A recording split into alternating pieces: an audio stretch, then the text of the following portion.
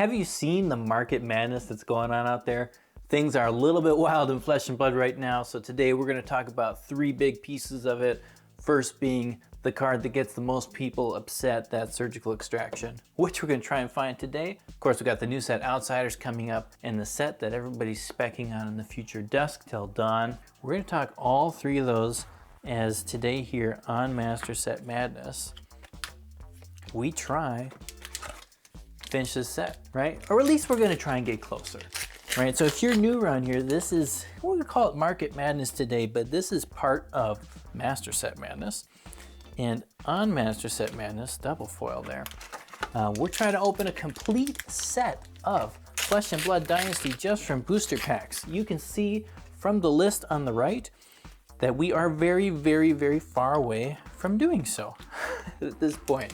We got 19 cards left. 19 cards left, and this is Case 18. That's right. No, it is not Box 18.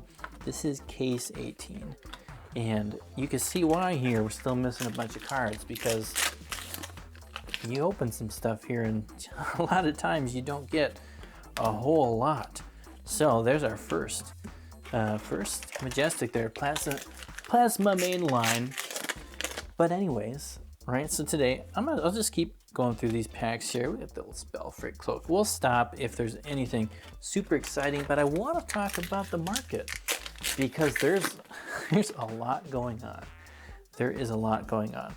And as we talk about the market, I kind of want to lay out one idea at the start and just kind of remind people that, of course, when people look at Flesh and Blood, they look at it with different eyes, and they're looking at it with different goals in mind, let's put it that way, when they're thinking about stuff, jumpstart.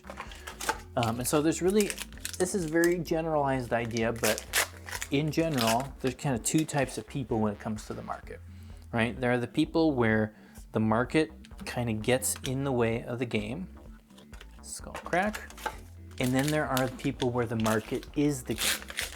I mean, two very different perspectives on how you interact with Flesh and Blood. Well, we got our legendary here, the Emperor. Just a regular version. Just a regular version. I did bring back this Playmax. You remember what happened last time. If you don't, go back and watch it. Anyways, again, there's the people where the market can get in the way of playing the game. And then there's people where the market is the game. And again, like I said, it's very generalized and it's a spectrum, right? So you could be somewhere along that spectrum. You could be right in the middle where the market sometimes gets in the way of playing the game, and the market also is the game. So you do a little bit of both. You like a little bit of both. There's opportunities to be in different places, and today's video is not to talk about whether it's good or bad to be on either side of it. Short answer, I would say it's probably okay to be on either side of that spectrum. But maybe I'll make another video at a different point about that. Talk about that. Anyways, getting on to Surgical Extraction. So something a little bit different here. Here's my voice coming from outside of the opening. I don't normally like to do a voiceover like this, but I had this all ready to go yesterday afternoon. I had it scheduled, uploaded, all that jazz. This morning, Friday morning, I woke up and I saw the announcement about Surgical Extraction being reprinted in Dusk Till Dawn, which meant that my whole discussion here at the beginning about Surgical Extraction while I was opening the packs isn't super relevant, because now we know it is being reprinted.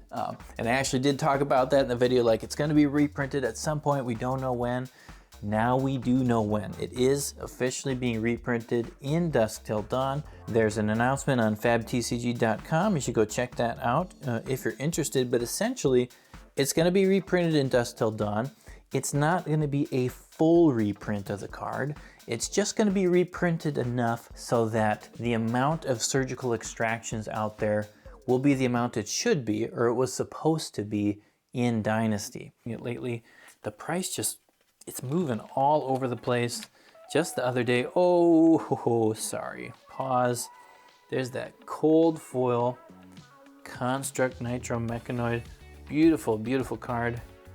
Pretty sure we just need the Marvel though, but wow, that is cool.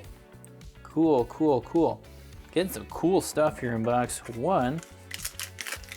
Very nice. So what does that mean? For Dynasty, it was only printed in half, right? Because there was a switch between the coding for regicide and for surgical extraction only got printed half of what it should have been. So then in Dusk Till Dawn, they're gonna essentially print the other half so that the full availability of non-foil surgical extractions will be out there. There's not gonna be any reprint of rainbow foils because there already was the full version of rainbow foils in Dynasty. It was just the non-foils that got cut. So here with surgical extraction, it is a perfect example of the two types of people I talked about at the beginning, where some people, they just wanna play the game, they wanna play the deck. The market is just kind of, it's a barrier to being able to play the game, or sometimes not even just a barrier, but something you gotta go through. You do it, you pay the money to get the cards so you can play how you want. On the other side, some people, the market is the game, and they have wanted to see like how expensive surgical extraction can get. How high can the price get on that? How much money can I get from this card? And so now with this little bombshell, it's coming out, the reprint Dusk Till Dawn is pretty quick. It's gonna get everything all jumbled up for everybody. It has already been bouncing around in price all over the place. Within the last few weeks, we've seen anything from like $60 to $90 or $85 for the non-foil version. There was a period of time where there was no non-foils left that got bought out. And then the last couple days, like a big explosion appeared at 85. People thought, yep, I'll sell it for that price. And then now, since this announcement, there's the new race to the bottom to see who can get rid of their surgical extractions that they've been holding as quick as possible. But it's gonna be interesting because again, Dusk Till Dawn is still a ways until that comes out. And with outsiders here, a lot of people are gonna wanna play Assassin. So who knows what's gonna happen in this price within this short window. My guess is there is gonna be a lot of pressure on the price unless we find out that there is a huge rush of people who wanna play this in some of the next upcoming competitive seasons before the reprint. But all that to say, be careful with this card. If you're someone who bought it at 85 just a couple of days ago, and now this morning you look on TCG Player and you see one for 62, it's already like a pretty bad feel bad. And this is the thing with reprints that can be a little bit more complicated than just get the price down for people, because that's good for everybody who doesn't have it. It's not good for all the people who already have it. And so when we just think in the idea of just players, if you just consider players, a lot of players actually have that card, and a lot of them paid more than what the card's gonna be worth in a few months. Not everybody in the player bucket wins. And I think most of us agree, and I've been saying it for a long time, that I think it's too expensive. And if you're willing to wait it out, at least till Dusk Till Dawn, I have a really hard time imagining this card stays anywhere near that 70, 80, potentially even the $60 price point. It should come down quite a bit, but who knows? It's a wild market out there. And again, if somebody who's more on that end of the market is the game, you got no idea what they're gonna do. If somebody with enough money really wants to hold the price up, because of how reliant we are on our pricing with TCG Player, it's unfortunately not as hard for people to move the price around as we'd like. So for me, what I've been doing, this is not necessarily advice, so I've kept a play set and what I need for my binder and collection, but then every other surgical extraction that I've been opening, I've been selling and just moving on it, just because I have not felt comfortable with the idea of hanging on to a class-specific card in that $60 to $90 range. I just have a hard time imagining it stays there long-term. But again, who knows what's gonna happen in the next couple months. That's enough of the voiceover here. Let's go back to the original audio. I'm keeping the card in my binder, but then everything else, like if I open any today, I'm just gonna sell it. I'm not gonna hang on to it. It's such a high price. Like, talk about risk reward. The risk of it crashing down to me seems a lot higher than like the chance that this card really gets to, oh, there's something good in here, really gets to like 150 or 120. Like, that's so hard for a card like that to maintain, even printed at half the amount. There it is. There's Rock. Yes, cool. Rock Marvel. Check that off the list. We needed that one. He is not the last one that's going to come off this list. That's funny. He was the last regular. He was the last regular version Majestic that we found. So we checked off the Marvel early for him. Very, very early. I should give you some more space. See some of the nice things, right? You don't care about this common pile. You don't care about that. Anyways, very cool. That's enough about surgical extraction. We don't need to talk about that card forever. We've talked about it a lot. Regicide, we need the extended art version of that. All right, we're just bumping stuff all over here halfway through box number 2, case 18, Master Set Madness. So we got this new set coming out, right?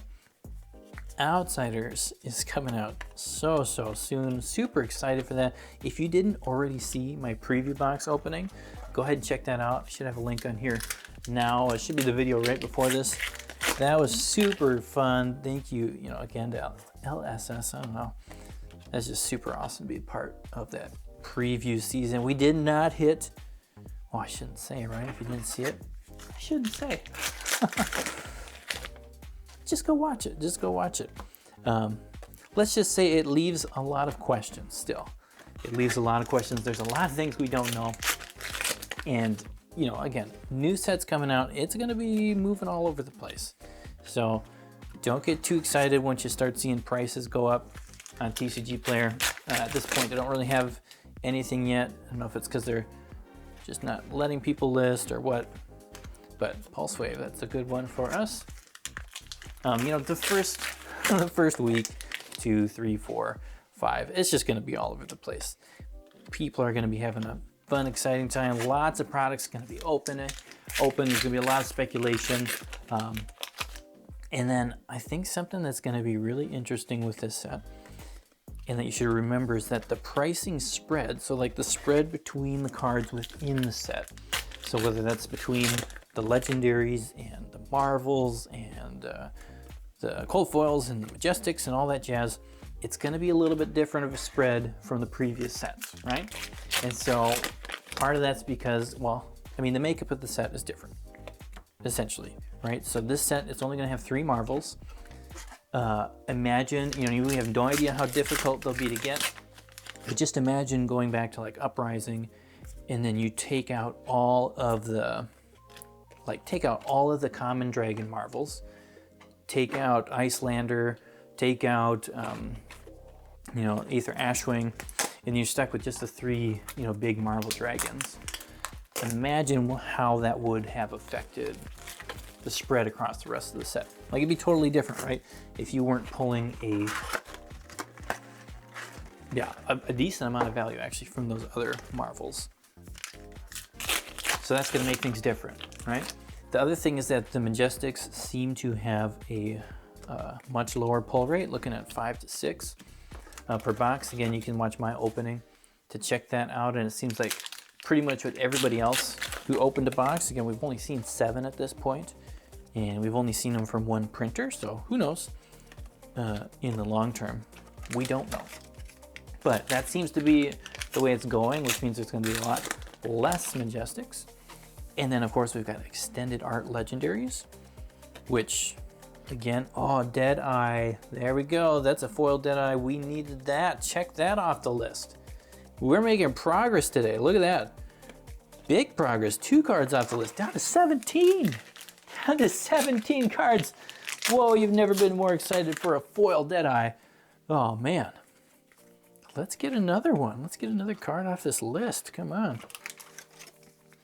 So the extended art legendaries, I kind of wonder if they're just going to have a very similar effect as to like the Marvel legendaries during Shuko here in this set, because you won't have the Marvel version of them, but you have an extended art version, which kind of acts like a Marvel, right? Again, who knows how rare they're going to be, and of course it'll be dependent on the legendary or how many have them. I guess I don't know all the details on that. And then at this point, we don't know what the Fable is. So hopefully when we get to Master Set Madness Outsiders, which it's so soon, just a couple weeks here, we're gonna be cracking so many boxes. It's gonna be unbelievable. Hopefully we get that Fable like right away. And hopefully we can find that cold foil version, because we're still like, that's the regular foil, but cool. We're still struggling here in Dynasty and Uprising. We cannot open a cold foil Fabled. I still am suspect as to whether or not they actually exist. because it seems a little, it seems a little wild. But of course they do. Of course they do. We just have not had the luck of the rip for that. So we got all these variables for how the set is going to spread. We don't know, and of course we don't know, you know, how many people are going to actually want to play and collect the different classes in this set, what the print run is, if they do a good job keeping that tight but also available. We don't know any of that stuff, so at this point, don't get too wound up about Outsiders. Don't get too wound up, especially until you know the pull rates on cards, which, again, we do Master Set Madness. We're not going to go as slow as Dynasty here. You know, we're not going to be on the cusp or the eve of the next set and only be on case 18. Unless for some reason, like the pack openings are just absolutely horrendous, we're going to go fast. We're going to go quick. So that first week, you should expect to see a lot of content. There's going to be a lot of Outsiders Master Set Madness videos. They're going to be coming in hot. I'm going to be keeping track of all the stats. So if you're one of those people who's, you are almost exciting. If you're one of those people who are more on the side of, I want to know the details, and it's kind of like the market is the game, or it's a big portion of the game for you, and you want to know the details of what the pull rates are and all the splits, and I'm going to be keeping a tracker. I have that set in my Patreon, so anybody who supports me on Patreon is going to have access to the Outsider tracker. I'll probably even be updating that tracker, since it's going to be, you know, it's not going to be public and there'll be less people who can see it or spread it around. I'll probably update it on the tracker even before I publish the videos, just to get some of that data out a little bit faster. So if you're interested in that, if that's the kind of thing that you think is fun and you like having more of that information, and you don't want to like scroll through each video to write down how many to get there, how many to get there. You want to see all the data in one place, check out the Patreon. It's a link in the description. Of course, anybody who signs up for that, we send out some cool fancy signed cards there. They're just for fun, right? You know, that never yield, because we're not going to yield. We will not yield. We're going to find the stuff. We're going to find all the good stuff. And then just final thing there on Outsiders, remember that, especially here at the beginning, like for some people, the market is the game. Like that is the game. That's the whole point and excitement they get from interacting with cards like this. And the beginning, when a new set comes out, that's one of the most exciting times for someone who's just like 100% focused on the market. So again, things are going to be all over the place. Don't get too worried. Like if you're all about the game and the market kind of gets in the way from you, don't get too worried about those big old prices you see that first week, that first day, even the first month. A lot of that stuff is going to come right back down. A lot of it's going to come back down to earth. You'll be able to get it for a relatively decent price to play.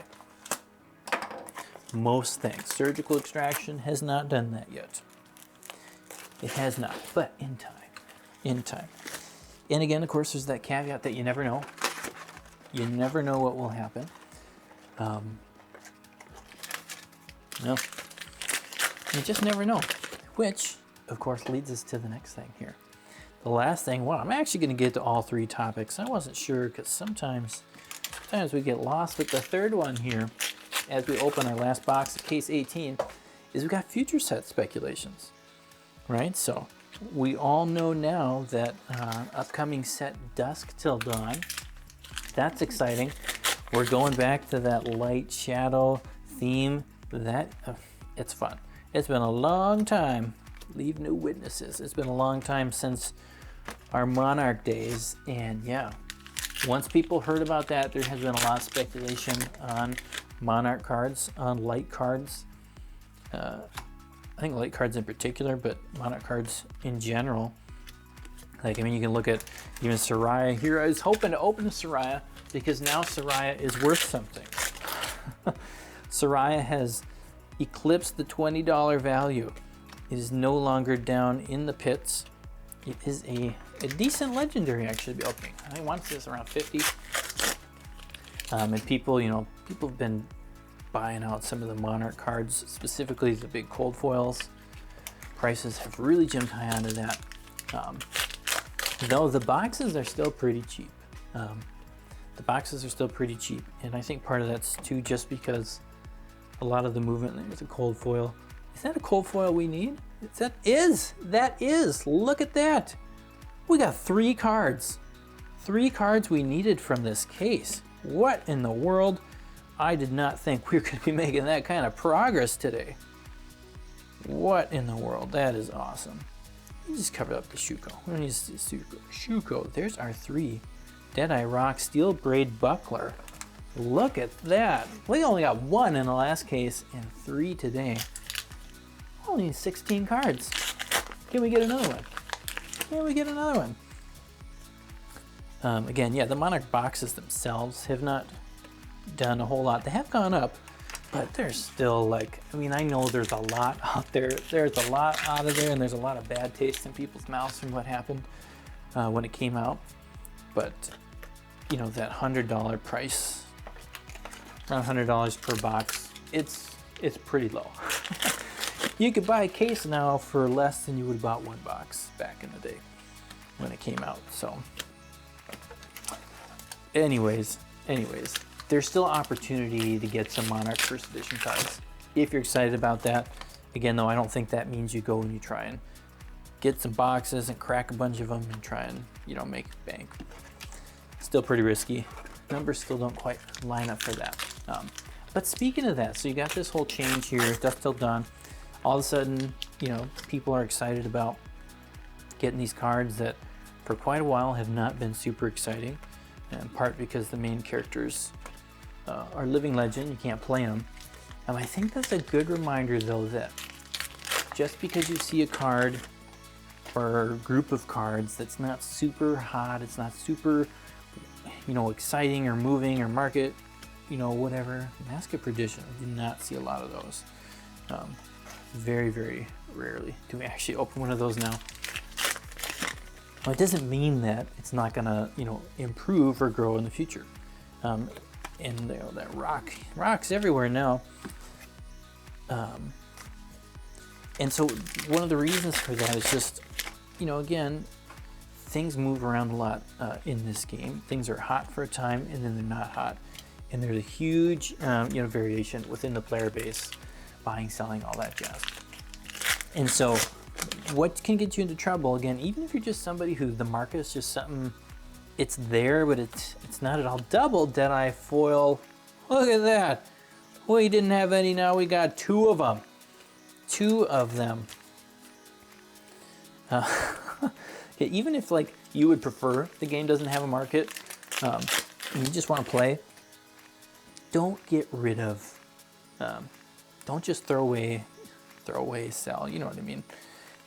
Those really cool, big, fancy, cold foil, majestics, and legendaries that just aren't worth much at the moment. And I say that because, again, with the way that Flesh and Blood works in the cycles, how much time is it between Dusk Till Dawn and Monarch? Huge amount of time, right?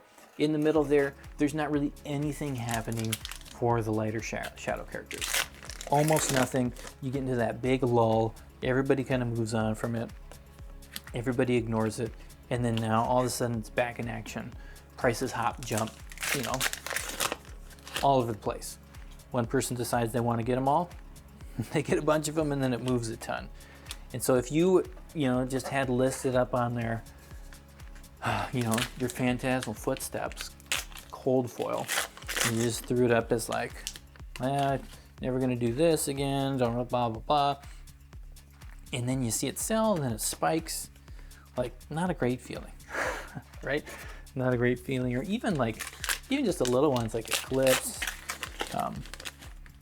that cold foil's gone up a decent amount.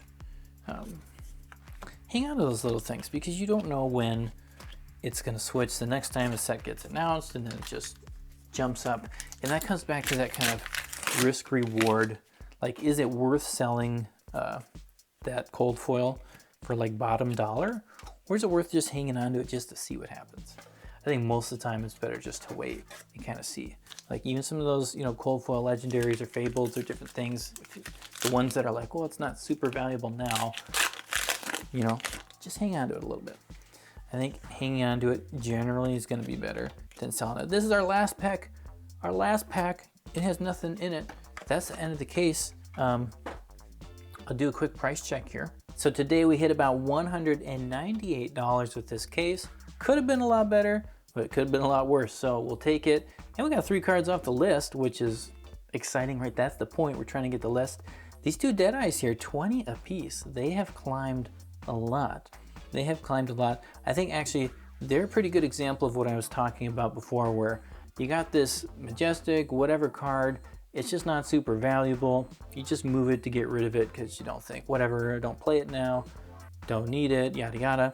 And so I remember, you know, selling the regular version of these at the beginning for like $2-3 a piece, or a long time ago, closer to the beginning of Dynasty. If I just hung on to those, it would be helping me support the next box of Dynasty better.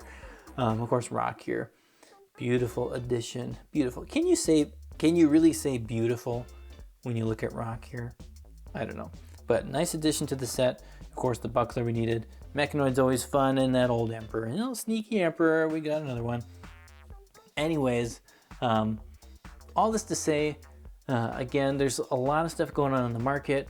Don't get too caught up in all the like day-to-day movements of everything, because it's all over the place. TCG Player it's fragile. The fab market is fragile. I've said this before, but when one person can change the price of a card by 100 to 300% within a really short time frame, just due to TCG Player being kind of the standard for pricing, but again, if only a very small portion of the amount of the Flesh and Blood cards that are available worldwide are actually on TCG Player, it just makes the market, like, it can move so quickly, and if you're not watching it or paying attention to a lot, which, let's be honest, most of us aren't, right? Most of us don't have time to sit and look and refresh TCG Player multiple times a day.